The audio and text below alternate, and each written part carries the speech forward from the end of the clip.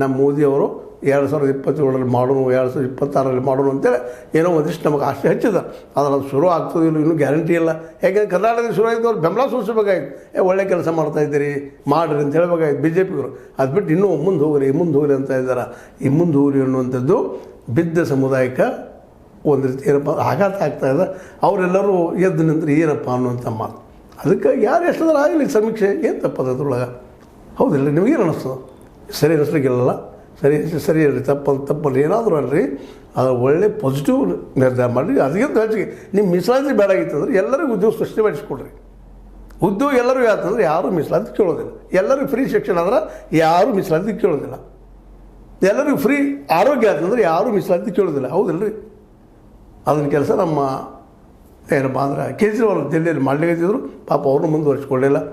ಹೋಯ್ತು, ಏನೋ ಆಗಲಿ, ಈಗಾದರೂ ಎಚ್ಚರಗೊಂಡ ಒಂದು ಮೀಸಲಾತಿ ಕೊಡ್ರಿ, ಜನಸಂಖ್ಯೆ ಸರ್ವೆ ಮಾಡಿಸ್ರಿ, ಇಲ್ಲ ಎಲ್ಲರಿಗೂ ಉದ್ಯೋಗ ಕೊಡ್ರಿ. ಇದೆರಡೂ ಅಸಾಧ್ಯ ಅಂದ್ರೆ ಏನು ಮಾಡಲಿಕ್ಕೆ ಸಾಧ್ಯ ಇಲ್ಲ. ಜನ ಎದ್ದು ನಿಲ್ಲೋದು ಬೇಕಾಗಿಲ್ಲ. ಬಹುಸಂಖ್ಯಾತರು ಅವ್ರು ಇದ್ದಾರೆ ಅನ್ನೋದು ಈಗಾಗಲೇ ಕನ್ಫರ್ಮೇಷನ್ ಆಗಲಿಕ್ಕತ್ತದ. ಇದು ನಿಮಗೆ ಲೈಕ್ ಆಗಿರ್ಬೋದು. ಲೈಕ್ ಆದರೆ ಶೇರ್ ಮಾಡಿರಿ, ಕಾಮೆಂಟ್ ಮಾಡಿರಿ, ಜೊತೆಗೆ ಸಬ್ಸ್ಕ್ರೈಬ್ ನಿಲ್ಲಿಸಬೇಡ್ರಿ. H60 ನ್ಯೂಸ್ ಅಂತ ಸಿದ್ದರಾಮಯ್ಯ ಸತ್ಯದ ಕೈಗಳಲ್ಲಿ ವಂದನೆಗಳು.